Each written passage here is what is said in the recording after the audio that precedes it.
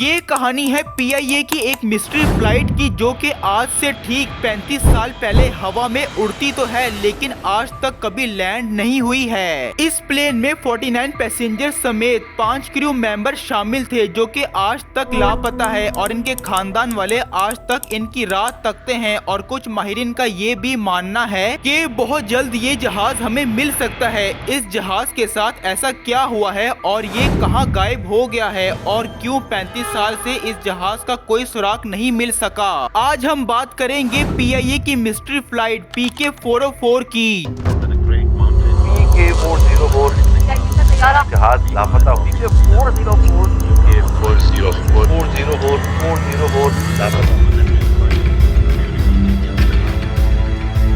Great mountain, lying above 26,660 feet high from mean sea level.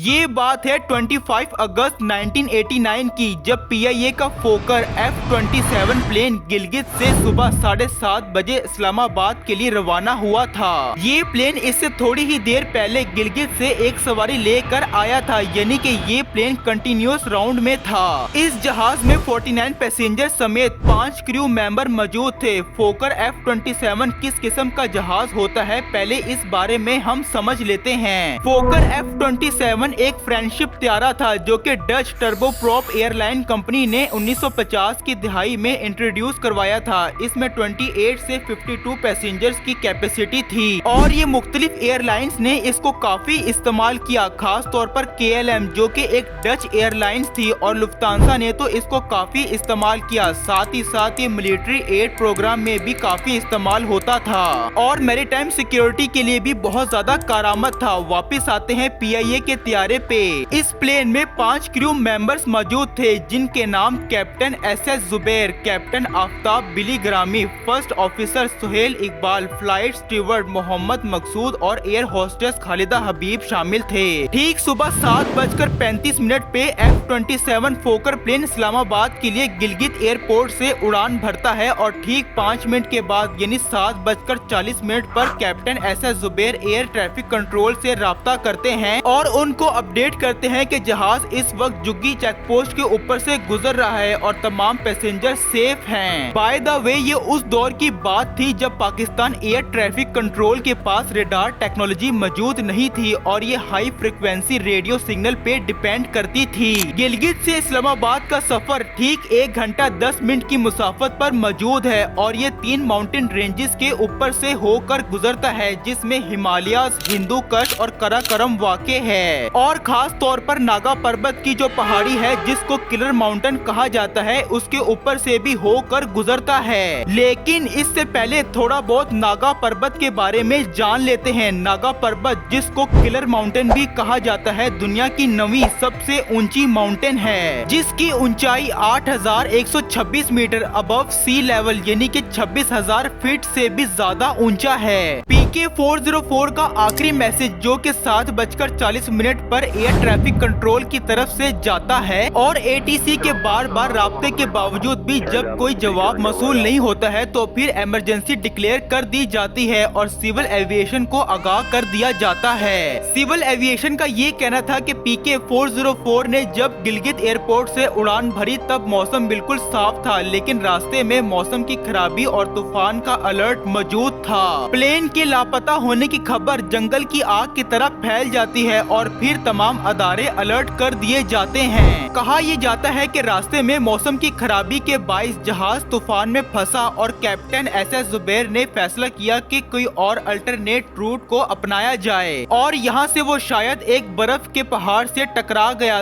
वक्त गुजरता गया और जहाज का कोई अता पता मौजूद नहीं था और ATC को कैप्टन जुबैर की तरफ से भी किसी किस्म की मे डे की कॉल नहीं आई थी। मे डे एक कोड होता है जब एविएशन इंडस्ट्री में 2 बार बार किसी जहाज से मे डे की कॉल दी जाए तो इसका मतलब ये है कि बहुत हाई अलर्ट है और बहुत ही संगीन सिचुएशन है। और इस मौके पर ATC ने तमाम जहाजों को छोड़कर सिर्फ इस जहाज पर फोकस करता है। अगले दिन 26 अगस्त की सुबह सिविल एविएशन ऑफिशियली ये स्टेटमेंट देती है कि PK-404 का जहाज और उसके तमाम क्रू मेंबर्स और पैसेंजर्स को मिसिंग डिक्लेयर कर दिया जाता है। उस वक्त की वजीर आजम मोहतरमा बेनजीर भुट्टो फौरन ही रिसर्च ऑपरेशन का हुक्म दे देती है। 25 अगस्त को जिस दिन और जिस वक्त PK-404 नागा पर्वत क्रॉस कर रही थी तो उसी वक्त और उसी दिन नागा पर्वत पे एक अमेरिकन एक्सपेडिशन का ग्रुप नागा पर्वत को क्लाइंब कर रहा था और उन क्लाइंबर्स का ये स्टेटमेंट दी कि इन्होंने नागा पर्वत के ऊपर से एक जहाज को गुजरते हुए देखा है। इस इंफॉर्मेशन की बुनियाद पर पाकिस्तान आर्मी, पाकिस्तान एयरफोर्स और PIA मिलकर एक एरियल ऑपरेशन शुरू कर देती है। इस एरियल ऑपरेशन में पाकिस्तान एयरफोर्स के 4 हेलीकॉप्टर्स, पाकिस्तान आर्मी के 2 C-130 और PIA के 2 जहाज मिलकर नागा पर्वत के ऊपर से एरियल सर्च शुरू कर देते हैं और लगभग 4 दिन ये एरियल ऑपरेशन जारी रहता है। लेकिन इसके बाद ये डिक्लेयर कर दिया जाता है कि चूंकि जहाज का रंग भी सफेद था और बर्फ का रंग भी सफेद है तो इस सूरत में जहाज को स्पॉट करना नामुमकिन है और इसी बुनियाद पर ये सर्च ऑपरेशन खत्म कर दिया जाता है। एरियल ऑपरेशन को खत्म करने के बाद लेन ऑपरेशन यानी कि जमीन के रास्ते से ढूंढने का फैसला किया जाता है। पाकिस्तान आर्मी के एक मेजर जो कि खुद एक क्लाइंबर थे उनको और उनकी टीम को ये टास्क दिया जाता है और एक 8000 मीटर के एरिया की छानबीन का हुक्म दिया जाता है कि इस एरिया के अंदर ही हमें जहाज के मलबे को ढूंढना है। इस खास एरिया में जहाज का ये लेन ऑपरेशन जारी रहता है। कई दिनों की अनथक मेहनत के बाद जब किसी भी किस्म की कामयाबी हासिल नहीं हुई तो फिर इस लेन ऑपरेशन को भी खत्म करना पड़ा। अब इस मिसिंग प्लेन के बारे में कई थ्योरीज सामने आई लेकिन इससे रिलेटेड 3 खास ऐसी थ्योरीज जो कही जाती है इनके बारे में मैं बताता हूँ। पहली थ्योरी ये दी जाती है कि शायद हवा की वजह से, तूफान की वजह से LOC की तरफ गया और इसको शूट डाउन कर दिया गया। दूसरी थ्योरी ये दी जाती है कि शायद इस प्लेन को हाईजैक करके अफगानिस्तान ले जाया गया और तीसरी थ्योरी ये दी जाती है कि किसी आइसबर्ग में ये क्रैश कर गया। पहली कंस्पिरेसी थ्योरी की अगर हम बात करें तो लाइन ऑफ कंट्रोल पर इंडियन एयरफोर्स ने शायद इसको शूट डाउन कर दिया। इसके बारे में मैं आपको समझाता हूँ। गिलगित से लाइन ऑफ कंट्रोल का फासला सिर्फ 110 किलोमीटर का है। जैसा कि हमने शुरू में कहा है कि एक तूफान का अलर्ट मौजूद था। क्या पता शायद इस तूफान से बचने के लिए कैप्टन SS जुबैर ने जहाज का रुख मोड़ा और अनजाने में लाइन ऑफ कंट्रोल को क्रॉस कर दिया जिसको इंडियन एयरफोर्स ने एक थ्रेट समझकर शूट डाउन कर दिया। जब ये बात काफी ज्यादा फैलने लगी तो पाकिस्तान की हुकूमत ने भारतीय हुकूमत से राब्ता किया और कहीं ऐसा वाकया तो नहीं हुआ है जिसको इंडियन एयरफोर्स ने बिल्कुल डिनाई किया और साथ ये ऑफर भी दी कि आप हमारे साथ मिलकर ये सर्च ऑपरेशन भी कर सकते हैं। दूसरी कंस्पिरेसी थ्योरी जो कि हाईजैक से रिलेटेड है, इसमें लोगों का मानना था कि शायद इस जहाज को हाईजैक करके अफगानिस्तान ले जाया गया और कुछ ही दिनों में हाईजैकर्स की तरफ से कोई डिमांड आएगी। ये थ्योरी इस तरीके से लोगों के जहन में आई कि कुछ साल पहले 1981 में PK-326 कराची से हाईजैक करके काबुल ले जाया गया था अल जुल्फिकार ऑर्गेनाइजेशन की तरफ से, जिसमें 100 पैसेंजर्स मौजूद थे और इन्होंने काफी डिमांड भी सामने रखी थी और फिर इसके बाद उस जहाज को उड़ाकर दमास्कस ले जाया गया था और फिर अपनी डिमांड्स को पूरा करवाने के बाद दिमिश्क में इन्होंने हॉस्टेजेस को रिलीज करना शुरू कर दिया था। अब क्योंकि इस वाक़े ने इतनी ज्यादा दहशत फैलाई हुई थी तो लोगों का जहन भी इसी तरफ गया कि शायद ये जहाज भी हाईजैक कर लिया गया है। लेकिन कुछ ही दिनों के बाद ये भी प्रूफ हो गया कि ऐसा नहीं हुआ है। और तीसरी थ्योरी जो कि काफी बिलीवेबल भी है और वो ये है कि जहाज शायद किसी आइसबर्ग से टकराया और टकराते ही बर्फ का बहुत बड़ा टुकड़ा इसके ऊपर गिर गया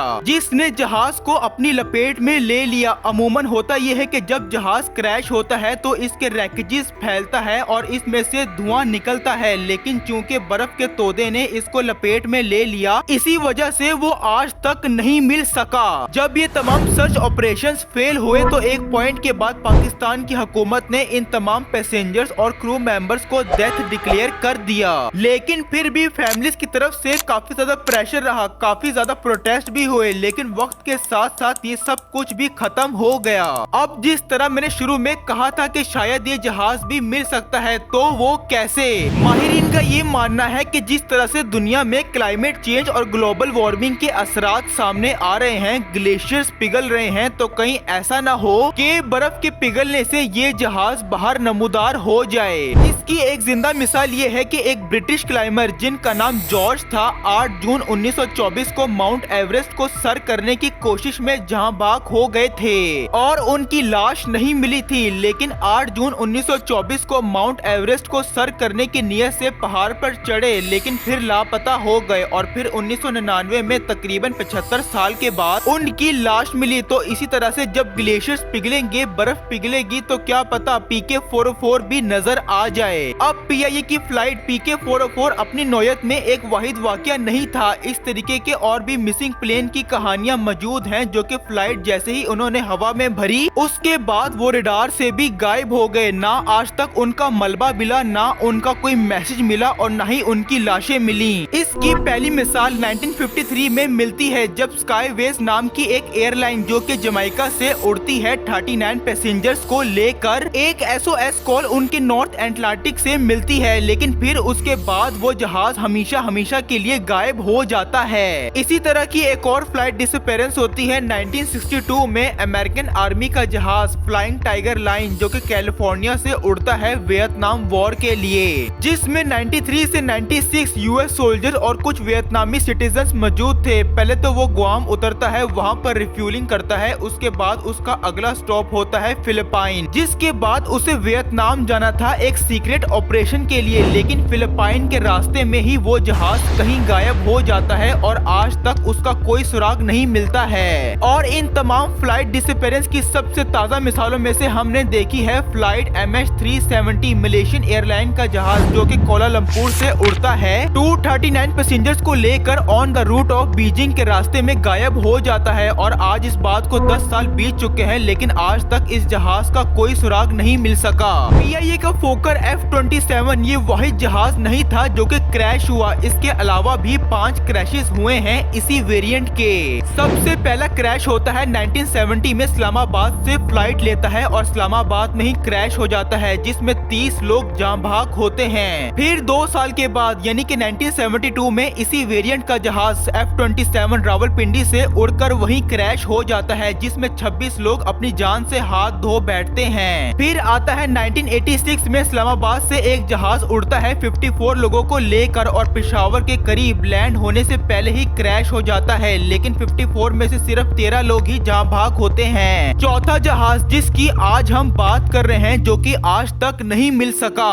पांचवा जहाज 2003 में कोहाट की पहाड़ियों में क्रैश कर जाता है, जिसमें उस टाइम के air chief marshal Musharraf Ali और उनकी वाइफ समेत 15 लोग जहां भाग हो जाते हैं। और छठा वाकया 2006 में मुल्तान में यही F-27 उड़ता है लाहौर के लिए, लेकिन लाहौर के करीब एक मैदान में क्रैश हो जाता है, जिसमें 41 पैसेंजर समेत 4 क्रू मेंबर्स जहां भाग हो जाते हैं। सो ये है कहानी पाकिस्तानी एयरलाइन के PK-404 की मिस्ट्री फ्लाइट की, जो कि आज से 35 साल पहले गिलगित एयरपोर्ट से उड़ती तो है, लेकिन आज तक कभी लैंड नहीं हो पाई है। उम्मीद करता हूँ कि ये वीडियो भी आपको बहुत ज्यादा पसंद आई होगी और आप जरूर इस चैनल को सब्सक्राइब करें ताकि मेरी आने वाली हर नई वीडियो को नोटिफिकेशन आपको सबसे पहले मिल सके। मिलते हैं अगली नई शानदार वीडियो में, तब तक के लिए take care and see you soon.